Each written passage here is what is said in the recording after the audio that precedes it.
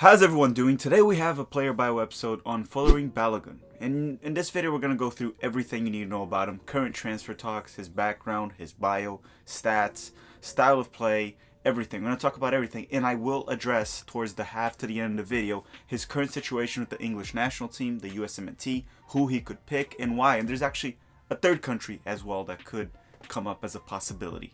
With all of that said, this upcoming Monday, we have the USMNT Abroad series coming back after we didn't have it this Monday due to the international break. So please make sure to hit that notification bell so you don't miss out on an episode as soon as it's out. And also, please hit the like button for this video as it truly helps the channel as we get more USMNT fans to join us. We've been growing very fast. In this video, I want to give a special shout out to Taylor Twellman for blocking us on Twitter. But I forgive him. At least Josie Altidore never blocked me on Twitter. But with all of that said, let's go to what matters in this episode. Let's go to Folarin Balogun. Roll the episode.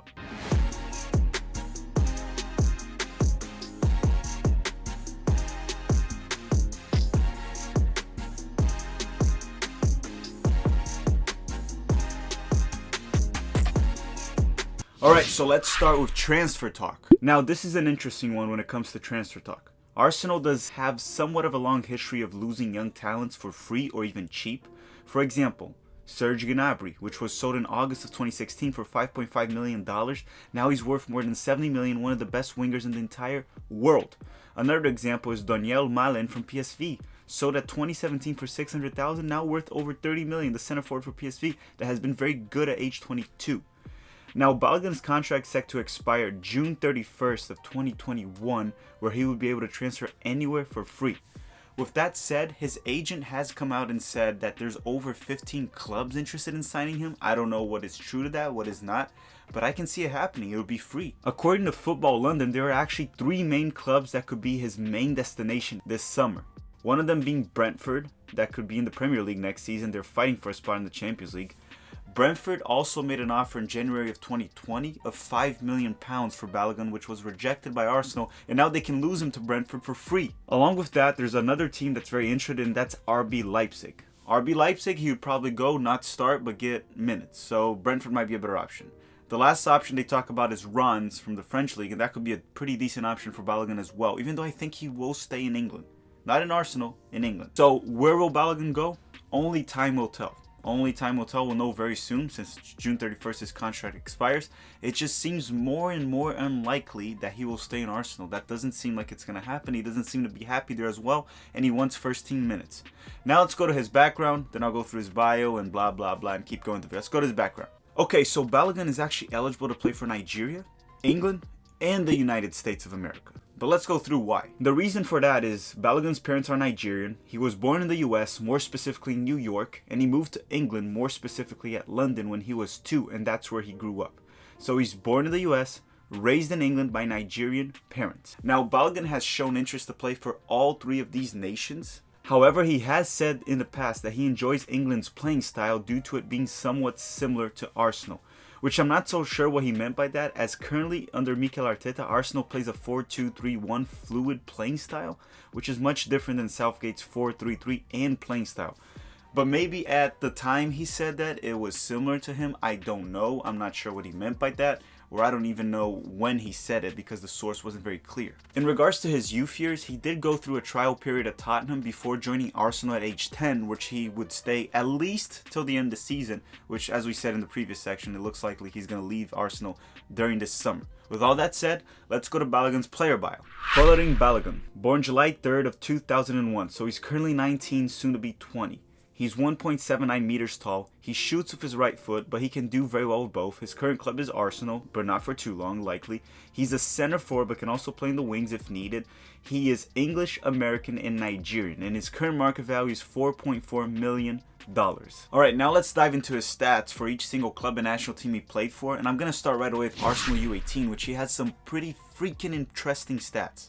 Well, actually, not interesting, just amazing. For the Arsenal U18, he has 41 games, 38 goals and 8 assists. That's almost 1 goal per game and more than 1 goal participation or involvement per game. Now for the Arsenal U23, where he currently plays, he has 47 caps, 23 goals and 6 assists. But then again, He's only 19, so he's 19 playing for the U23 and having these impressive stats. He's also captain of the U23 team at age 19. Yeah, this season for the Arsenal U23 at Premier League 2, he has 16 games played, 8 goals and 2 assists, which makes me wonder why the Gunners don't play him. And when I wonder that, I remember it's Arsenal, and I mean, they're allergic to trophies. Alright, now for the Arsenal's main squad, the senior squad, he has 5 games, 2 goals and 1 assist. But those stats need context. All of that was done in just 74 minutes played. He didn't even play a full match. In Europa League, he scored 2 goals and got 1 assist in 4 games in only 61 minutes played. Those are some very impactful minutes on the senior squad. I really don't know why Arsenal doesn't play him more often. I know there's a lot of competition up top, but that's quite impressive how efficient he has been for Arsenal. That explains also why so many clubs are interested in signing the young player.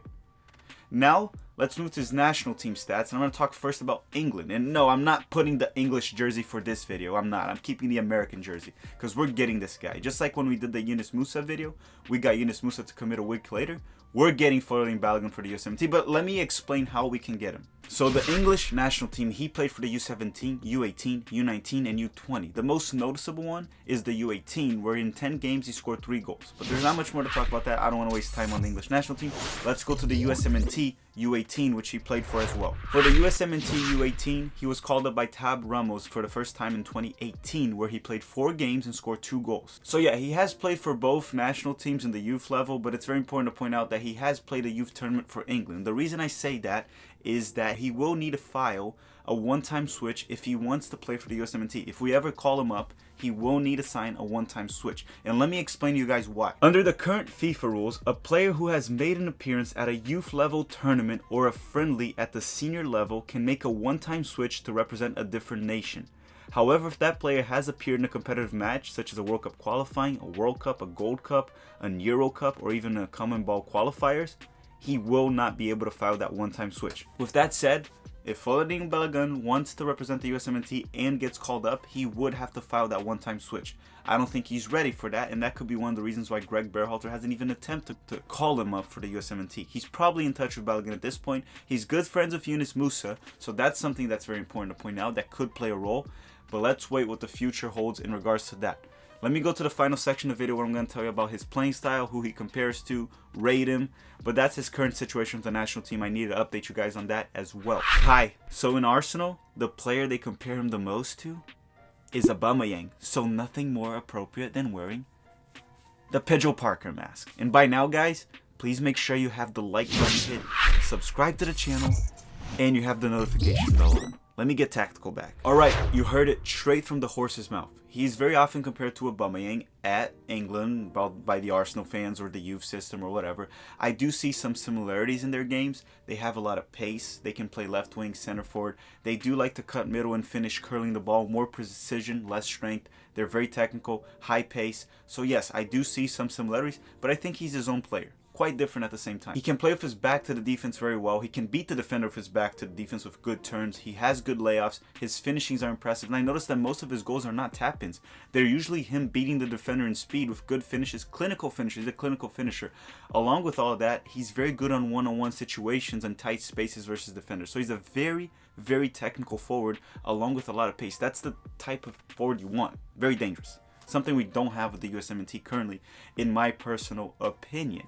Now, one thing I noticed in regards to his goals is most of them are not headers. I haven't seen him score many headers, so maybe that's one of the flaws of his game. As a center forward, you do want to be good with headers, but that could just be his positioning. So he could improve that over time, or it could be Arsenal's youth system's playing style, as Arsenal does like to play some possession soccer, fluid, and a lot of ball movement, and not just throw the ball into the box. With all that said, he's a major talent, and it would be very unfortunate for Arsenal to lose them for free this summer. Along with all that, I really hope the USMNT could get him eventually, as he could become a lock-in starter for the USMNT with all his technical ability and great finishing, as we do still figure out the situation with the center forward positions, even though Josh Sargent has been pretty good. With that said, to summarize Folarin Balogun in a few words, he's a goal-scoring machine, a very technical goal-scoring machine, and I give him a 4 out of 5 star rating. I think he has a lot of potential, and I hope to have him with our beloved USMNT in the future. He's a great friend of Yunus Musa. Let's hope that plays a role as well.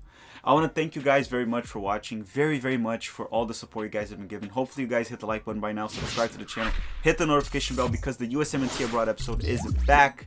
this upcoming Monday. We'll be doing a lot of watch-alongs and live streams for the MLS. But in the meantime, the next 2 weeks, we'll probably be doing a little bit of a break in regards to live streams. But along with that as well, we'll be doing a full-on MLS preview about every single team. A short edited video, not too short, probably 20 minutes or so. But anyhow, I'm getting off topic. I want to thank you all very much for watching. Have a great day.